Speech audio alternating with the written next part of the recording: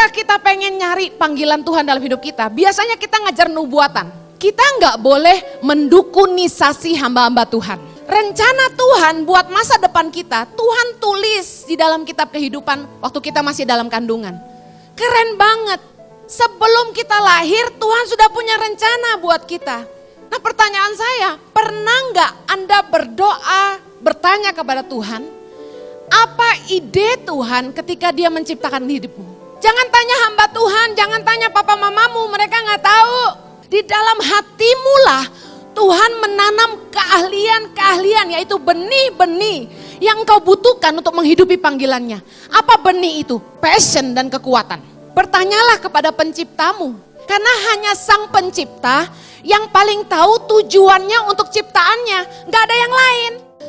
Di dalam hidup ini kita menjalani hidup yang namanya pertandingan iman. Nah, masalahnya di arena mana kita harus bertanding. Nah, ini penting. Karena dalam 1 Timotius 6 ayat 12a dibilang gini, bertandinglah dalam pertandingan iman yang benar dan rebutlah hidup yang kekal. Kalau kita nggak ngerti tujuan hidup kita, panggilan Tuhan dalam hidup kita akan jadi seperti perenang yang sibuk pakai waktunya buat latihan basket. Dia seorang perenang tapi dia latihan basket. Kita semua ini punya calling yang berbeda, spesifik. Katakan panggilan saya spesifik. Tuhan punya tujuan yang spesifik dalam hidup kita. Masalahnya kita nggak ngerti apa sesungguhnya tujuan Tuhan menciptakan kita. Akibatnya banyak dari kita, saya juga dulu gitu, menghabiskan tahun-tahun umur kita, sekolah salah ngambil jurusan. Ngeles piano padahal nggak pernah dipanggil Tuhan untuk jadi musisi. Belajar masak padahal at the end of the day kamu nggak pernah ke dapur lagi. Kita banyak belajar sharpening, kita punya mata gergaji, melakukan belajar hal-hal yang sama sekali nggak ada hubungannya sama tujuan hidup kita. Bertahun-tahun umur hidup saya tuh menekuni dunia tarik suara. Ini akan mengajar kita semua bagaimana orang yang gak ngerti arena pertandingan buat dia. Jadi dari saya kecil, umur 6 tahun, mami saya itu memasukkan saya ke sebuah sanggar balet. Nah, sanggar balet itu suatu hari bikin opera, pertunjukan opera. Nah, di opera itu saya ditunjuk untuk nyanyi lagu pembukaan. Padahal gue masih umur 6 tahun. Saya masih ingat lagu yang saya nyanyikan, tau gak apa? Aku anak raja, engkau anak raja. Padahal zaman itu saya bukan orang Kristen. Tapi Tuhan itu keren banget, dari saya umur 6. Saya buka operet itu dengan menyanyi lagu Saya Anak Raja. Haleluya, keren ya Tuhan. Nah, kemudian sepanjang saya SD, SMP, saya sering disuruh nyanyi di sekolah. Ketika ada event-event saya disuruh nyanyi. Kemudian begitu saya lulus SMA, saya pindah ke Australia. Saya dan teman-teman sekitar 22 orang anak muda ngerintis gereja Indonesia di Sydney, Australia. Mulai dari 22 orang, gereja itu berkembang jadi 100, 200, 500, 800, terus boom sampai 1.500. Jemaat Indonesia di luar negeri saat itu kami terbesar. Nah, karena saya salah satu perintisnya, untuk naik ke panggung ini cepat sekali ya. Mulai dari singer, terus saya jadi worship leader. Nah, dari perjalanan hidup saya dari kecil sampai sebesar itu ya, sudah kuliah, kayaknya bener banget tuh panggilan hidup saya ada hubungannya dengan tarik suara. Bisa ngerti? Ketika kita melihat kenyataan realita, ini cocok nih buat yang minggu depan. Kok kayaknya hidup gua terus di dunia tarik suara. Jadi ketika di gereja, kami kedatangan tamu-tamu pembicara, hamba-hamba Tuhan dari luar negeri. Kira-kira 10 orang di antara mereka menubuatkan saya. Nah, berapa banyak saudara yang pernah dapat nubuatan dari hamba Tuhan? Angkat tangan. Senang gak dinubuatin? Senang banget kan? Nah, 10 nubuatan itu kesimpulannya 2. Yang pertama, Henny, you have to go to Bible College. Sorry, mereka gak tahu nama saya, tapi kurang lebih gitu. You have to go to Bible College. Kamu harus ke sekolah Alkitab. Karena panggilan kamu adalah hamba Tuhan. Nah, ketika kita pengen nyari panggilan Tuhan dalam hidup kita, biasanya kita ngajar nubuatan. Dengar, hati-hati. Nubuatan yang kedua isinya gini. God will put a new song in your mouth and you will bring a new song for the people of the Lord. Jadi ceritanya nih, saya suatu hari akan dipakai Tuhan jadi penulis lagu, kira-kira gitu.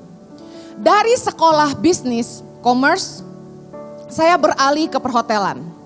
Baru mau masuk ke perhotelan, nih udah cerita lagi nih. SMA saya ambil biologi. Kuliah ngambilnya bisnis, udah lebih gak nyambung ya. Kemudian ngambil hospitality. Begitu saya mau masuk hospitality, Nabi datang lagi ke gereja kami. Saya duduk di depan kayak gini, dia nunjuk saya langsung. Hey you, don't go to hospitality school.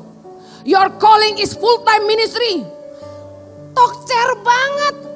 Kok dia bisa ngerti kalau saya mau sekolah perhotelan, padahal gak ada yang tahu loh. Saya tuh jujur, terima 10 nubuatan itu, gua anggap kayak angin lalu. Kenapa? Bukan gak percaya nubuatan, tapi saya gak mau jadi pendeta. Menurut gue tuh waktu itu, jadi pendeta sih kere abis. Ternyata enggak kok ya. Jadi saya tolak nubuatan itu. No. Saya gak mau jadi hamba Tuhan, saya gak mau sekolah Alkitab. Saya kawin sama hamba Tuhan gak apa-apa, tapi saya jangan jadi hamba Tuhan. Lagian tampang kayak gue kok jadi pendeta, ya gak ada lah ya gak sih. Anyway, gara-gara nubuatan yang terakhir itu, saya tobat. Saya langsung daftar sekolah Alkitab di Hillsong. Nah, gara-gara nubuatannya adalah saya akan nulis lagu. Tebak saya ambil majornya apa? Creative and Art, majoring in vocal. Saya harus bayar guru 2 buat private tuition saya. Yang pertama, guru nyanyi. 1 jamnya tiap minggu saya harus bayar dia $70. Di Australia guru vokal banyak duit. 1 jam $70 tiap minggu. Kedua, saya harus bayar guru piano. 1 jam $70. Pemain piano kaya di sana ya. 1 jam $70 tiap minggu. Berarti 1 minggu berapa? $140. Kalikan 50 minggu dalam setahun, kalikan 2 tahun.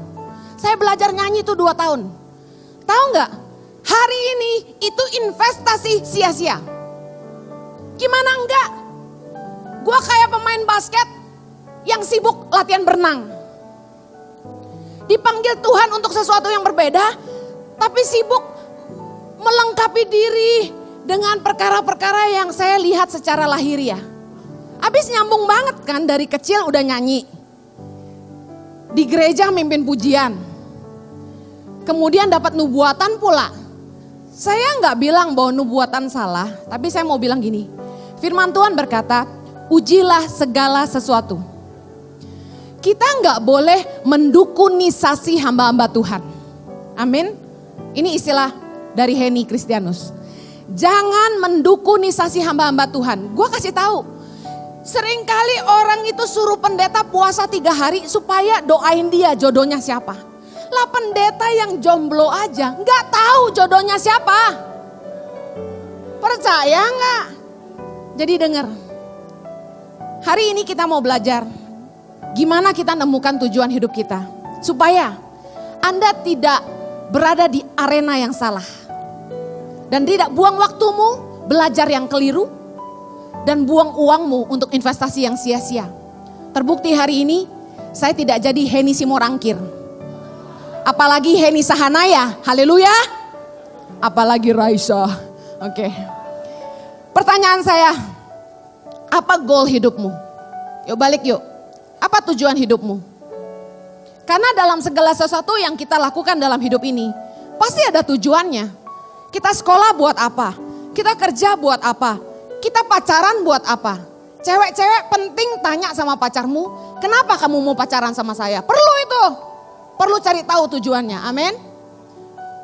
Apa tujuan Anda milih sebuah pekerjaan? Apa tujuan Anda bergabung dalam sebuah komunitas, organisasi? Kita semua harus punya tujuan. Banyak orang kalau ditanya gini, kenapa kamu sekolah? Jawabannya klise. Supaya jadi orang yang berguna bagi nusa dan bangsa. Kenapa kamu sekolah? Supaya jadi anak yang cerdas. Supaya bisa membanggakan orang tua. Padahal jawaban kita tuh Bohong. Semua orang sekolah tuh karena disuruh mama. Betul? Yang senang sekolah itu anak kecil yang lihat kokonya sekolah. Dia semangat pakai ransel Doraemon. Terus dia, aku mau sekolah. Tapi begitu dia masuk ke realita, ulangan banyak, PR banyak. Dia langsung bilang gini, Mama, I don't want to go to school. Kenyataannya gitu kan. Tujuan Anda sekolah buat apa? Jujur aja, semua orang pengen kaya. Listen, apa goal hidup Anda? Kebanyakan orang itu bikin event cuma supaya kelihatan keren. Kebanyakan orang itu melakukan program apapun, kebanyakan supaya kelihatan kerja. Saya mau tanya, apa visi hidupmu? Visi itu jangan sulit dipahami, nanti akan sulit direalisasi. Biasanya orang kalau nulis visi hidup saya, bahasanya pakai bahasa dewa. Kalau ngerti aja enggak, gimana mau direalisasikan? Mari saya ngajar Anda gimana caranya. 3 penghalang kita mencapai tujuan hidup kita. Yang pertama, kemalasan. Katakan kemalasan. Sehebat apapun visimu, kemalasan akan menjadi penghalang terbesarmu. Yang kedua, inkonsisten. Katakan inkonsisten. Orang-orang yang gak konsisten gak akan mencapai tujuan hidupnya. Yang ketiga, loser mentality. Mental pecundang. Orang yang gak berani menghadapi tantangan tidak akan pernah jadi pemenang. Katakan sama-sama. Orang yang tidak berani menghadapi tantangan tidak akan pernah jadi pemenang. Orang yang selalu cari hidup yang mudah tidak akan belajar apa-apa. Sebelum kita digging your true passion, saya mau warning Anda bahwa sekalipun Anda tahu visimu, tapi kalau 3 ini Anda tidak menang, Anda tidak akan pernah raih tujuan hidupmu. Kenapa penting kita mengerti tujuan hidup kita? Apa yang Tuhan mau buat kita? Ya ini, Anda punya kekuatan untuk bertahan meskipun banyak tantangan. 2 Petrus 1 ayat 10 sampai 11 kita baca sama-sama yuk. Karena itu saudara-saudaraku, berusahalah sungguh-sungguh supaya panggilan dan pilihanmu makin teguh. Sebab jikalau kamu melakukannya, kamu tidak akan pernah tersandung. Dengan demikian, kepada kamu akan dikaruniakan hak penuh untuk memasuki kerajaan kekal, yaitu kerajaan Tuhan dan Juru Selamat kita, Yesus Kristus. Dengar, ketika Anda menghidupi panggilanmu akan banyak sekali tantangan, banyak sekali halangan di depan. Tapi kalau engkau tahu tujuan hidupmu, satu hal yang janji firman Tuhan, engkau tidak akan pernah tersandung. Saya akan masuk ke poin pertama. Untuk menemukan tujuan hidupmu, mari gali dulu yang pertama. Apa yang kamu lakukan dengan waktumu? Kalau kamu punya waktu, aktivitas apa yang kamu pilih? Boleh keluarin handphone, asal jangan ngecek Instagram ya. Coba jawab. Kalau lagi punya waktu, bagaimana kamu memilih aktivitas? Yang kedua, siapa yang paling menyenangkan untuk kamu menghabiskan waktu? Tipe orang-orang seperti apa yang asik buat kamu ngelewatin waktu? Itu bicara soal passion ya. Kalau ada waktu, biasanya kamu milih aktivitas apa? Yang kedua, siapa yang kamu pilih untuk spending time? Jangan bilang pacar ya, karena itu sudah pasti. Yang ketiga, bagaimana kamu menginvestasikan waktu? Ini penting, ini jawab dulu. Satu tentang waktu. Yang kedua, to learn about your passion. Apa yang kamu pilih untuk pelajari? Coba bertanya sama dirimu sendiri, keahlian apa yang kamu ingin miliki? Kira-kira kalau dikasih kesempatan untuk belajar sesuatu, kira-kira apa yang kamu pilih? Kamu mau belajar apa? Coba. Kemudian, artikel atau buku apa yang menarik untuk kamu baca? Dari banyak buku, coba lihat judul-judulnya. Yang mana kira-kira judul buku yang menarik buat kamu? Mungkin kamu orang yang malas baca. Tapi karena judulnya begitu menarik, kamu buka. Atau ketika kamu lihat koran, screaming, lihat, tiba-tiba ada satu judul artikel yang menarik banget buat kamu. Nah, itu apa? Kemudian, tipe orang-orang yang kamu pilih untuk jadi mentor. Kalau kamu milih mentor, kamu mau pilih mentor yang seperti apa? Listen up, ini butuh konselor pribadi dan biasanya it's not free. Tapi hari ini saya bagikan buat Anda, make sure Anda sungguh-sungguh menjawab ini di rumah ya. Karena ini akan menolong Anda untuk find your true passion. How you use your time, number 2, what you choose to learn, number 3, what you count valuable. Apa yang menurutmu berharga? Bagaimana Anda menilai apa yang menjadi prioritas dalam hidup Anda? Yang kedua, bagaimana Anda menginvestasikan uangmu? Karena firman Tuhan berkata, di mana hatimu berada, uangmu berada, hartamu berada, di situ hatimu berada. Matius 6 ayat 12. Coba pikir, duitmu paling banyak habis buat apa? That's what you count most valuable. Yang berikutnya, bagaimana saya memilih segala sesuatu yang menentukan masa depan? Segala sesuatu yang menentukan masa depan itu paling penting buat kita, benar? Nah, coba lihat dari 2 hal. Bagaimana kamu memilih pasangan, kriterianya apa? Dan bagaimana kamu memilih sebuah pekerjaan?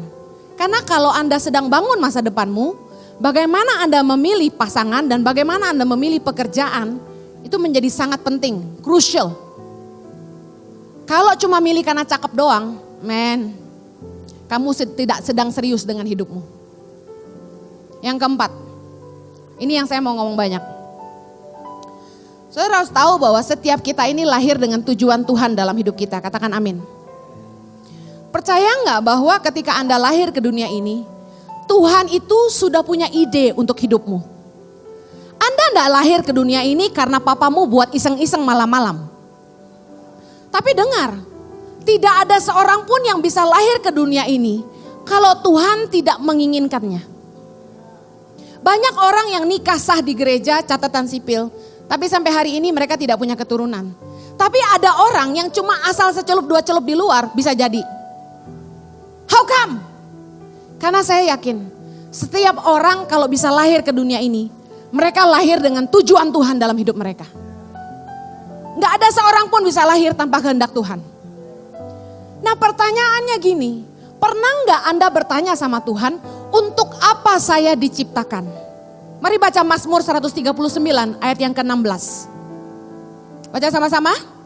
Matamu melihat selagi aku bakal anak. Dan dalam kitabmu semuanya tertulis. Hari-hari yang akan dibentuk sebelum ada satupun daripadanya. Bayangin, waktu kita masih dalam kandungan ibu kita, dalam kitabnya Tuhan tertulis hari-hari yang akan dibentuk, berarti belum ada. Rencana Tuhan buat masa depan kita, Tuhan tulis di dalam kitab kehidupan waktu kita masih dalam kandungan. Keren banget. Sebelum kita lahir, Tuhan sudah punya rencana buat kita. Nah pertanyaan saya, pernah nggak Anda berdoa, bertanya kepada Tuhan, apa ide Tuhan ketika Dia menciptakan hidupmu? Kebanyakan kita, begitu kita gabung ke gereja, saya sayangkan, di pemuritan ini tidak diajarkan. Kebanyakan kita disuruh melayani. Kita ikut Bible teaching yang akhirnya mengajar kita tentang baptisan, penuh Roh Kudus, dan lain-lain. Itu penting. Tapi sayangnya kemudian waktu bicara soal pelayanan, semua orang diarahkan untuk melayani mulai dari pintu. Jadi asyer, kalau bisa nyanyi jadi singer, kalau bisa ngerti multimedia, bagian multimedia. Padahal kenapa kita tidak menyuruh orang untuk yuk doa yuk, Tuhan punya rencana apa buat hidupmu. Karena jelas Tuhan punya purpose. Bayangin, selama saya hidup jadi orang Kristen, saya habisin belasan tahun umur saya hanya nyanyi di gereja. Bayangin, Cuma jadi singer sama worship leader. Saya sempat jadi worship pastor di gereja yang kami rintis di Australia. Saya nggak ngerti sama sekali kalau Tuhan punya rencana buat saya di luar gereja. Saya nggak pernah diajarin sama sekali bahwa Tuhan punya tujuan buat hidup saya. Saya cuma ngerti gembala suruh saya ini, saya lakukan aja. Efesus 2 ayat 10, kita baca sama-sama. 3, 2, 1. Karena kita ini buatan Allah, diciptakan dalam Kristus Yesus untuk melakukan pekerjaan baik yang dipersiapkan Allah sebelumnya. Ia mau supaya kita hidup di dalamnya. Saya ulangi, bahwa di dalam Yesus kita telah diciptakan untuk melakukan pekerjaan baik. Jadi berarti nggak ada seorang pun yang diciptakan Tuhan untuk jadi penjahat. Yang dipersiapkan Allah sebelumnya, pekerjaan baik apa yang Tuhan persiapkan sebelumnya? Ini yang kita mau cari tahu. Satu kehendak Tuhan bahwa Dia mau kita hidup di dalam rencananya. Jadi please semangatlah untuk kejar panggilan hidupmu. Bagaimana caranya? Nggak ada cara lain. Saya tadi udah ngomong di awal. Jangan pernah mendukuni sasi hamba-hamba Tuhan. Yang kamu harus lakukan untuk cari tahu apa ide Tuhan ketika menciptakan kamu cuma satu. Ask the Creator. Bertanyalah kepada penciptamu. Karena hanya sang pencipta yang paling tahu tujuannya untuk ciptaannya. Gak ada yang lain. Amen. Jangan tanya hamba Tuhan, jangan tanya papa mamamu, mereka gak tahu. Waktu saya pulang ke Indonesia tahun 2006, bulan Januari, Tuhan bicara sama saya gini, di suatu pagi Tuhan ngomong gini, Henny, selamatkan generasi. Untuk pertama kalinya dalam hidup saya, Tuhan bicara sesuatu yang saya tidak pernah mengerti sebelumnya. Tuhan bilang gini, selamatkan generasi. Saya percaya ketika Tuhan itu berbicara kepada kita, sebenarnya Dia cuma ngomong satu kata. Tapi entah bagaimana hikmat Tuhan lewat pertolongan Roh Kudus memampukan kita memahami apa yang Dia mau. Saya langsung bilang, Tuhan, kalau Tuhan mau saya tinggal di Indonesia, tolong bicara sama suami saya. Karena gimana pun saya istri orang. Waktu Jojo datang jemput saya Februari 2006. Jojo tuh just for your info, keluarga besarnya ada di Sydney, Australia. Terus kami saat itu punya bisnis, punya rumah meskipun masih nyicil, punya mobil 2 dan income tetap yang luar biasa buat kami. Kemudian support dari pemerintah buat ke anak-anak kami, anak kembar kami itu keren banget, 800 Australian dollars every month. Sekitar 8 juta, saya gak usah kerja. Hidup kami nyaman luar biasa. Jadi kami gak punya alasan buat pulang ke Indonesia. Dan untuk pulang ke Indonesia menjadi sangat sulit. Kenapa? Mau kerja apa di Indonesia? Kalau orang tuh dari luar negeri tinggal udah puluhan tahun di luar negeri terus pulang ke Indonesia. Itu biasanya alasannya cuma 2. Yang pertama, dia dapat promosi, jabatan yang keren dan gaji yang luar biasa, dia mau pulang ke Indonesia. Buka branch bank apa di sini misalnya. Yang kedua, orang pulang kembali ke Indonesia karena ada warisan dari orang tua. Ada pabrik yang harus diteruskan dan lain sebagainya. Tapi kami pada waktu itu gak ada tawaran kerja dan gak ada warisan. Mau kerja apa? Saat itu bergumul luar biasa dan Tuhan sangat keren sekali. Ketika saya berdoa pagi siang malam selama berbulan-bulan Tuhan tidak banyak jawab. Tuhan cuma tunjukkan saya keadaan di sekeliling saya. Dan saya menemukan panggilan ini di Bandung. Di mana Tuhan langsung bicara sama saya. Henny, apa yang paling dibutuhkan orang miskin? Saya bilang makanan atau uang. Dan Tuhan bilang gini, bukan. Yang paling dibutuhkan orang miskin adalah keluar dari kemiskinan. Kamu harus tolong mereka keluar dari kemiskinan. Saya bilang, Tuhan bagaimana saya nolong orang miskin keluar dari kemiskinan? Tuhan bilang gini, beri mereka keterampilan. Supaya dengan keterampilan itu mereka bisa mencari pekerjaan yang lebih baik.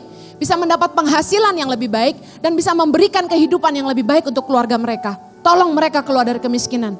Singkat cerita berjalan di Bandung saya mulai dengan memberi bimbingan belajar bahasa Inggris gratis untuk 5 orang anak. Yang kemudian saya kasih makan, kemudian tambah 8 orang, 10 orang, 12, 15 terus sampai bertambah banyak. Dan kemudian Jojo dapat tawaran kembali ke Australia dan kami menolak.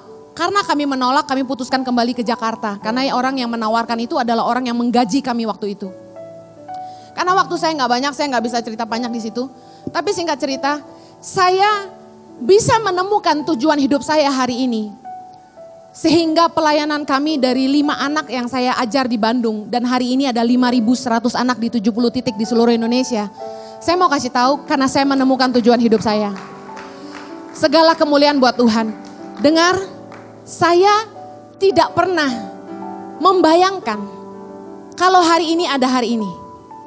Tapi dibutuhkan ketaatan untuk melakukan yang Tuhan mau dalam hidup kita. Karena hidup ini adalah pertandingan iman. Katakan amin. Nah dengar, jangan tanya yang lain dan ubahlah caramu berdoa. Jangan lagi berdoa minta berkat sama Tuhan. Dengar, kalau kamu cari sungguh-sungguh apa yang jadi kehendak Tuhan dalam hidupmu, jangankan berkat, apa saja yang kami butuhkan, Dia akan menyertaimu. Katakan amin. Yang terakhir saya berdoa bilang gini, Tuhan untuk panggilanmu menolong orang miskin ini, benih apa yang Tuhan tanam dalam hidup saya.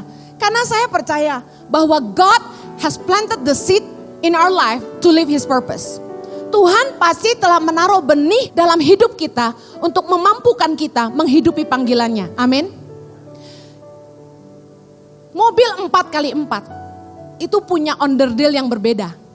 Karena dia harus menempuh medan yang sulit. Berbatu-batu, terjal, sulit, jalannya tinggi. Sedangkan mobil 4x2 akan berbeda sekali. Ya, rodanya beda, asnya beda.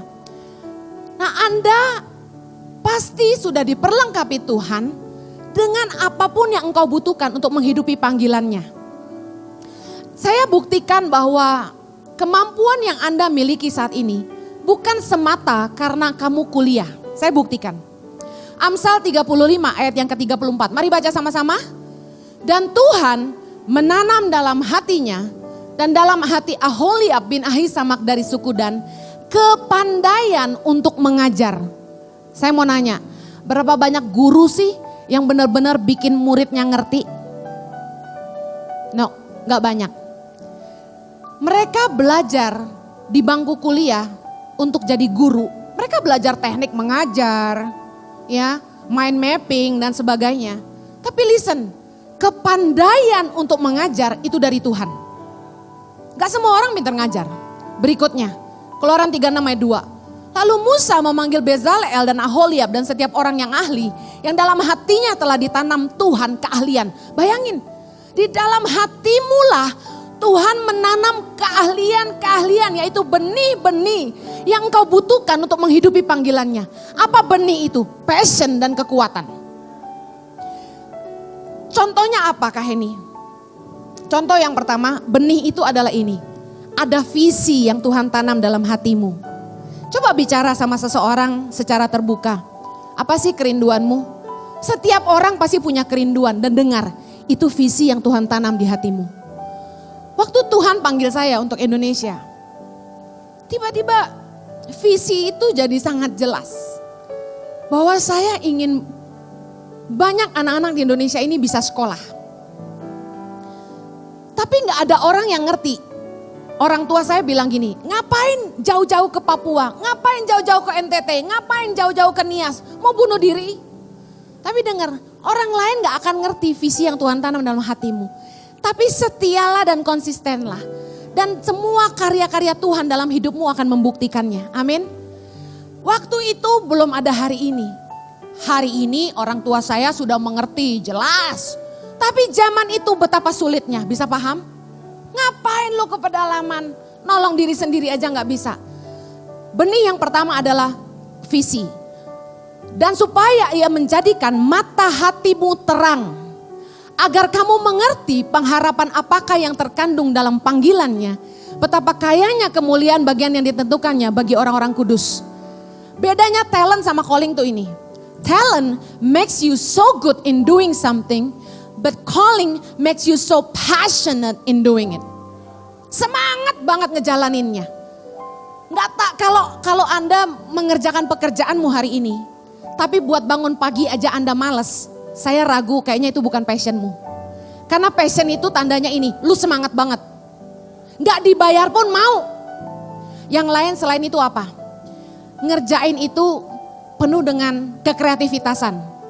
Passion itu biasanya membuat orang jadi kreatif.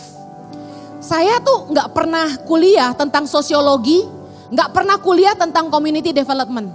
Tapi ketika saya dicemplungkan sama Tuhan di dunia kemiskinan, itu program-program Tangan Pengharapan yang ada di Ministry Profile, itu tiba-tiba Tuhan kasih hikmat buat ini. Tuhan kasih hikmat buat ini, buat ini. Nah sekarang begitu banyak program yang sudah berjalan, saya cuma bisa duduk dan lihat dan bilang, Tuhan dari mana hikmat untuk mengerjakannya? Hanya Tuhan. Amin. Yang terakhir, kenapa kamu harus tahu banget apa yang jadi tujuan hidupmu? Karena kamu akan buang waktu kalau kamu fokus kepada hal-hal yang Tuhan gak mengurapi kamu untuk melakukannya. Berikutnya, kamu akan semakin jauh dari panggilan Tuhan kalau kamu gak ngerti apa yang sebenarnya Tuhan mau.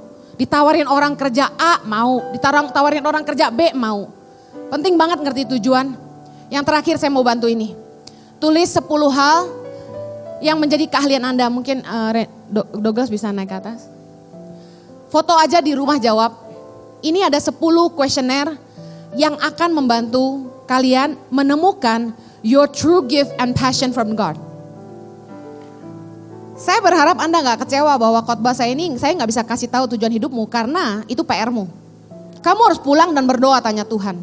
Tapi dari semua yang saya bagiin ini, how you want to spend your time, how you want to learn something, dan apa yang menurutmu paling berharga, your precious things, itu akan menunjukkan arah passionmu. Dan 10 hal ini penting untuk kamu catat karena ini akan sangat menolong kamu. Jawaban kamu di nomor 1, itu berhubungan dengan pertanyaan nomor 2 sampai 5. Jadi jangan jawab yang berbeda. Pertanyaan nomor 2 sampai 5 itu harus mengacu ke jawabanmu dari pertanyaan nomor 1. Bisa paham? Yang terakhir, foto ini. Oke. Tolong soal idola jangan jawab Inul ya. Raisya, nggak nyambung itu ya. Kecuali memang Anda tahu bahwa powermu adalah jadi pedangdut sejati. Kemudian yang nomor 9, Kak Heni, aku gak punya pasangan gimana dong? Gak usah dijawab. Tapi lebih penting menemukan tujuan hidup sebelum cari jodoh. Amin.